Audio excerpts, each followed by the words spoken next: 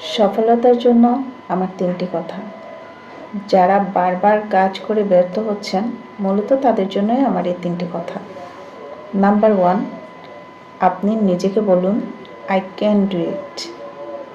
আপনাকে এটা বিশ্বাস করতে হবে যে আমি এটা করতে পারি। আগে নিজেকে এটা বিশ্বাস করান।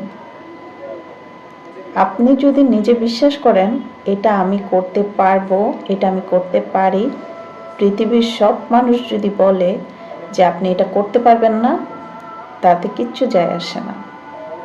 নাম্বার 2, সময়ের মূল্য বোঝেন, সময়কে মূল্য দিন।